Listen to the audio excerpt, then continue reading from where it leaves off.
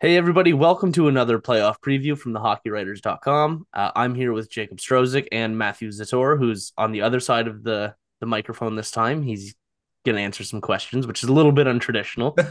But we are going to be talking about your Vancouver Canucks. And Jacob, you're going to be sitting down and talking about the Nashville Predators um, and talk about their playoffs and how they're going to do. So before we even jump into the playoffs, Matthew, I'm going to ask you about how the Vancouver Canucks did in the regular season and just talk about how they got to this point, how they got um, to be in a position to get this home ice over the Predators.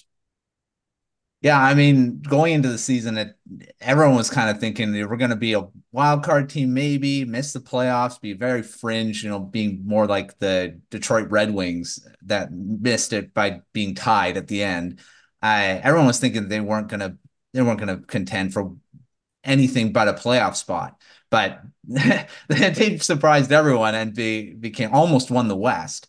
May finish just a point out of the Dallas Stars, so won the Pacific Division for the first time in forever. Actually, never have won the Pacific Division. It was the Northwest Division when they last won it. So it's been a long time, and I don't think anyone anticipated this going into the season. Everyone knew Quinn Hughes was going to do it again. He's done it and more. He's got 91 points. And I mean, if he would have gone on a heater the rest of the way, he may have hit 100. He won't, unless he goes crazy and has 8, 9 points in this last game. That won't happen. He's been the leader. He was captain to start the season, and basically from then on, his captaincy has gone off to a great start. And looking at the other guys, JT Miller had a great season, over 100 points, 102 points. He's got Elias Pettersson has had some ups and downs throughout the season, but again, over 80 points, close to 90. He could maybe hit 90 in this last game here. Eh, Overall, everyone's kind of, I don't want to say overachieved, but they've all just stepped it up. And big part of it is Rick Tocchet. He's implemented a system that's worked for everyone. Uh, Biggest thing was their defensive game that's haunted them the last bunch of seasons. And it's been complete 180 this season. And in the top five in goals against, they're in the top 10 in offense as well. So I mean, overall, great two-way season. I mean, they had some bumps after the All-Star break where it looked like they were more of a 500 team. But they've kind of turned it around lately, and Thatcher Demko being injured didn't help. So I mean, overall, they've a great season, and hopefully it can continue into the playoffs. Yeah, they've shown a lot of signs of what they're doing this year over the past 3 years or so. They've shown that they can have these 100-point players and this superstar season from Quinn Hughes and some solid defense and great goaltending. They just haven't been able to put it all together into one season, and they finally have. And Rick Tocchet is a huge part of that. And it's nice to see the Canucks finally put everything together because there's so much talent on that team. Yeah. Uh, Jacob, what do you think of the Nashville Predators? How was their regular season? How did they get to this point? Yeah, I mean, I feel like they were kind of in a similar situation to what Vancouver was at the start of the year, kind of they'll probably make the playoffs, but there's a chance they might not type deal because everything was kind of in a transitional period for them. But, their core showed up during the regular season. Their big players played big, and, they did, I'd say, just more than enough to get that first wild card spot. Big, big season out of Philip Forsberg, 48 goals after being known for his, we'll say, injury history. He's there for the full season, all 82 games, and he finishes with 94 points. I think that was one of the biggest parts of their season. On top of that, you have one of the best defensemen in the NHL, Roman Josi, leading the way as well. 23 goals out of him, 85 points, and more consistency out of Ryan O'Reilly. He had 26 goals and 69 points. And then, in my opinion, one of the more surprising higher point candidates in Gus Nyquist. I can't say that I feel he's not capable of putting up that type of number, but 75 points, 52 assists in 81 games, that's a spectacular number, and that's something that I don't think anybody would have had on their bingo card starting the year, that he would be top three on their team in point scoring, let alone over the 70 point mark. So all of those top contributors that you were expecting to get out of them, they got. And I think that was a big part of their success. Goaltending wise, they probably want a little bit more out of a top end goalie like UC Saros. Numbers were respectable, but not great. 35 wins, 2.86 goals against, and a 906 save percentage. Again, they're not great, but they're not terrible either comparative to where the league is at this point. So it's the consistency that they had all year, along with the breakout performances that they really needed, got them to where they were trying to go here. Yeah, there was a whole bunch. And then that run at the end of the season that they went on, Mm-hmm. it was 17 or 18 games without getting a point in every game. And that run kind of bought them a ticket to the playoffs. They were one of those bubble teams, like right there with Minnesota and St. Louis, and they separated themselves from the pack there and really got themselves solidified into a playoff spot. So they put everything together, kind of like the Canucks did. They have a lot of pieces, but nobody was sure that they would put it together the way they did. But it's nice to see them in the playoffs too. I'm going to stick with you, Jacob. Who are your priority players to watch? Who are you going to be keeping an eye on to take over this series for Nashville? Well, I'm gonna say, as far as playoff performances go, you can't discount what Ryan O'Reilly can do in the playoffs. He's a big impact player in general, but especially when it comes to performing in the playoffs, that's something that he does on a very regular basis. So I think he's probably the most instrumental piece that they have. As a maybe bit more of an underdog take, I'd say keep an eye on Colton Sissons. I think he has a lot of potential to do more in this series than people are probably anticipating. And I like what he brings overall to this type of a series. If it goes into a deep run, maybe 6 games, 7 games, I think he finishes in that 5 point range. And I think he's going to have some big goals going into it. Yeah, and they have some of that secondary scoring too, like Luke Evangelista, Tommy Novak. Mhm. Those kind of guys can kind of be important in this series as well because you have those high end guys like you mentioned with Philip Forsberg, Roman Yossi, Ryan O'Reilly, but they're going to need some of that production from the secondary guys too. And I think that this is a team that you can absolutely find that. So yeah, Matthew, who's going to be the players to watch for the Vancouver Canucks? I'm not going to mention all their star. Like everyone knows Quinn Hughes, all those guys. I'm going to keep an eye on that third line. Three players: Elias Lindholm, Connor Garland, and Dakota Joshua. Now, this looks like it's going to be the third line going into the playoffs. They've played together in the last 2 games. They're playing together tonight in the last game. They looked really good against the Edmonton Oilers. Connor McDavid wasn't in the lineup. But Draisaitl was largely kept under check, and that line was against him most of the game. And if this can be a shutdown, quote unquote, on shutdown line, because Garland and Joshua have been putting together some great offense from that third line. They've been producing as like second line players. So I think that line's going to be very key in this series, and not just in this series, but in the playoffs. If they make it through, those guys are going to be big parts of it. Garland's been great throughout the season. Joshua had unfortunately got injured there, but he's been amazing. He has 18 goals this season, and before that, he couldn't even crack 10. Before he came to the Canucks, that is. I mean, his first season with the Canucks, he had really good numbers too. It just seems like he's fit, or he's just developed into a great two-way power forward type player in a depth role. And I think he's going to be a key player in the playoffs. Joshua and Garland, I think are going to be really, really good. They're going to be key in this series going forward, and they're very fun to watch too. And they're going to be up against the top players. So those are the guys I'll be watching, apart from obviously the main names that everyone kind of knows about. Right. And so if you take that conversation back to October, people are going to be scratching their heads because Dakota Joshua hasn't really proven himself up until this season. He had some good numbers with Vancouver, but he was on track to almost become a little bit of a journeyman for a bit. Mm. And Connor Garland, people were amazed that he even started the season with the Canucks. He was supposed to be traded. And centering that line, you also have the number one trade deadline asset. So Yeah. it's a really interesting trio. But you're right, like that kind of third line can make or break a whole series. What about the weaknesses on the Canucks? Who are you, or what are you looking at for them to really need to get a hold of? Where can they be exposed? I I want to say it's penalty kill. Actually overall special teams because the power plays really struggled over the last, I'd say since the All-Star break. It hasn't been as good as it was at the beginning of the season. And it's cost them some games where they can't score on the power play and they're not able to win. And the same thing with the penalty kill. It's been better this season, but it's still not where I think it needs to be for a playoff team. I know it's in the top.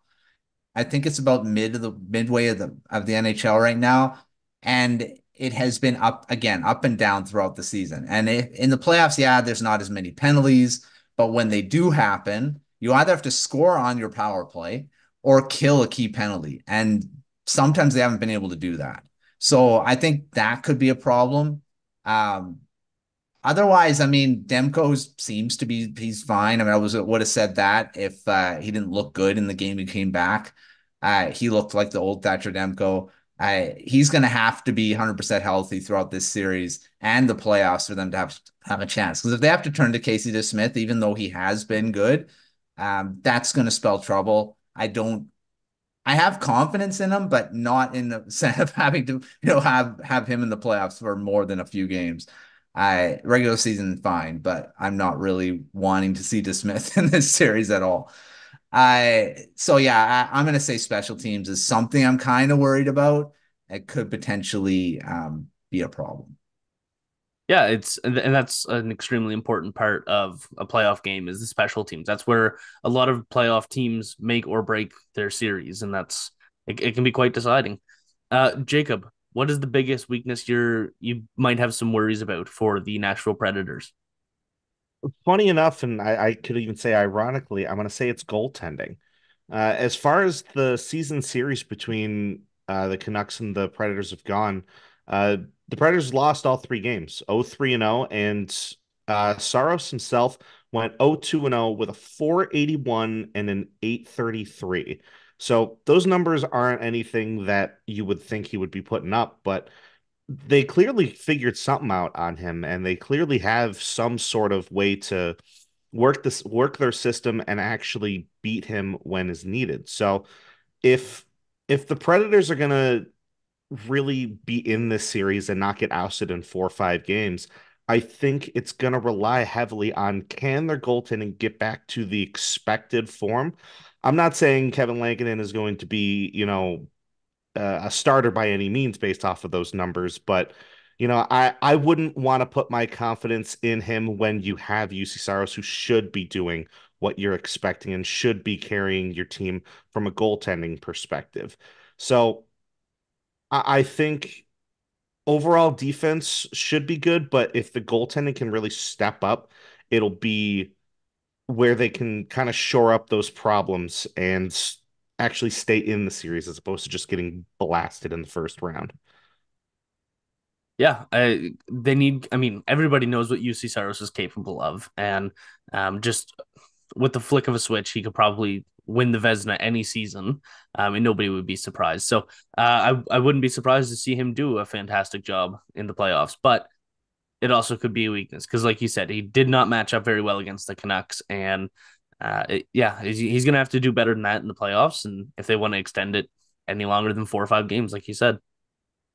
What's going to be the biggest X factor in this series? It can be a player, it can be a scenario, it can be wherever your brain goes to. What is going to be the biggest X factor, Jacob? Uh, I'm gonna say for both sides, I'm going to say it's star power. Which star players can actually make the biggest impact? Because in the playoffs, yeah, it is going to come down a lot of times to how much depth can you actually use, what's going to actually happen when the going gets tough and things are in double overtime or players are tired. But at the same time, this is where you need those star players to actually step up and play like those big star players. The Canucks have a bunch. The Predators have plenty. There's enough to go head to head there that it is going to be probably the biggest, not only talking point, but just overall, you know, watching point for this type of a series. There's a lot going on and there's a lot of big names. So will Forsberg be, ripping shots past Thatcher Demko? Will Thatcher Demko be stopping every possible shot that the Predators can throw at him? What storyline is it going to fit? But I think ultimately it comes down to production from the stars. Yeah, and that's a really good answer because they both do have the star power to um, play some really high scoring hockey. And if the goaltending isn't up to snuff, then we could see a lot of like 6-5, 5-4 games, and it'll be very entertaining, but a little bit nerve wracking for the fan bases. Matthew, who or what is going to be the biggest X factor this series? I'm going to go the other way. I'm going to go with depth. Who's going to have the better depth scoring and the guys that aren't the main? Because I think the stars are kind of going to cancel each other out. Forsberg, he had 49 goals, 48 goals, something like that.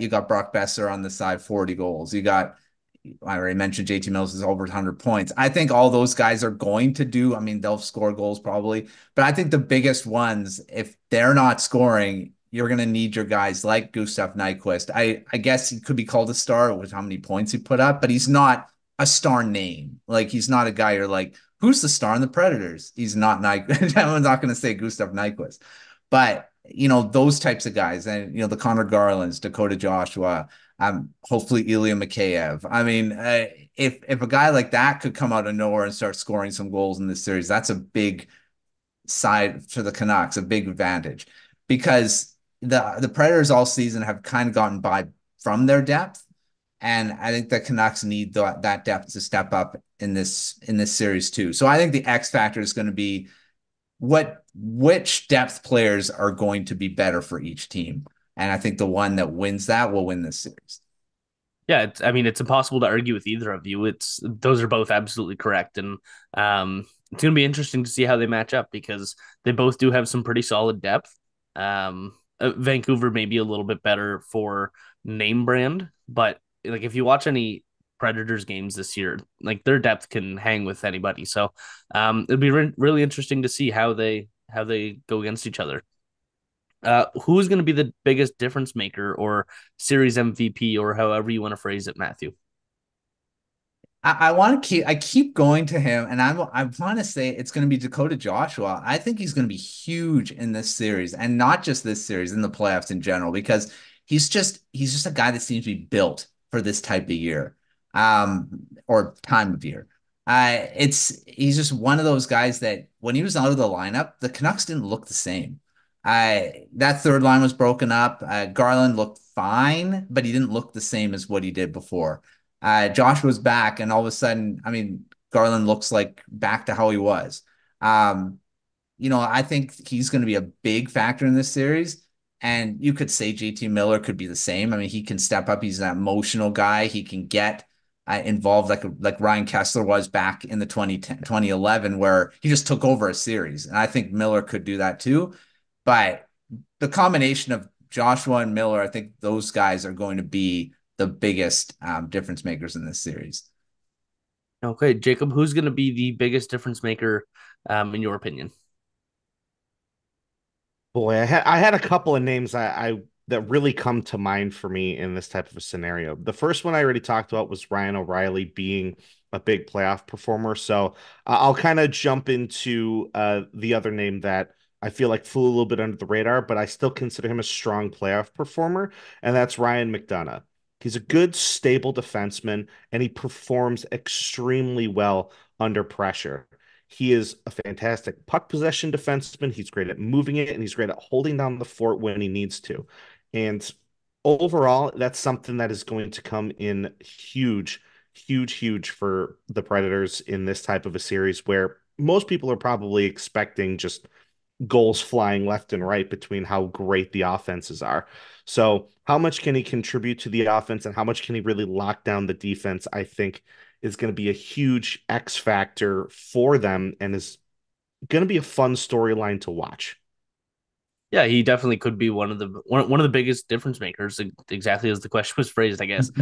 Because if he has a really good series, that's going to be very noticeable. And if he has a very poor series, it's going to be very noticeable because he's that secondary guy on the defense. So Mm. yeah, that's a fantastic answer. Jacob, give me a bold prediction for this series. A bold prediction, player wise or just overall? Just anything.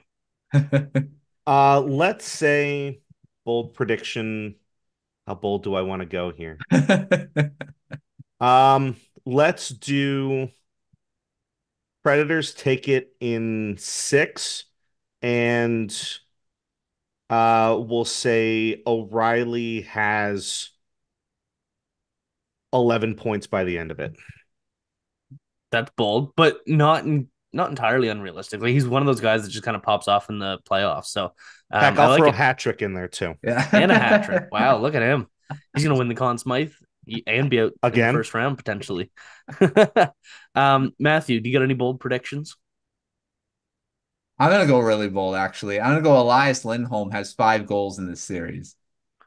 He Ooh, hasn't I like it. scored much at all, but I feel like he's about to kind of this line he's on with Garland and Joshua. They just create so much room out there. I think Lindholm's going to finally get some chances, and I'm going to say he scores 5 goals, and it's probably not going to happen. But that's why it's bold. Yeah. Well, and that's like you said, they make so much room out there for somebody like Lindholm, and like that's such a perfect third line. It's unreal how balanced it is. Um, all right, Matthew, give me your prediction for the series. It's going to be a long one, I think. I don't think it's going to be easy. I mean, the Canucks that a lot of Canucks fans are kind of they're saying that this is what the Canucks should. It's fine. It's great. They're getting the Predators. They're going to get rid. No, it's not going to be an easy series. No one is. They made the Predators made the playoffs. They're a good team. I think this is going to go long. I think it's going to go 7. But the Canucks just I think have a bit more the scoring and the upper hand in the goaltending if Demko plays like he has all season. I think that's going to be the thing, and the fact that the Canucks are at home and their home record is ridiculous. So, Game 7 at Rogers Arena, I think they take it. So, Canucks in 7. Okay, Jacob, we already got your prediction, but do you want to put a little bit of emphasis behind it? Yeah, so I'll say the reason I said in 6 games is kind of what it's kind of building off of what Matt said there about the home ice.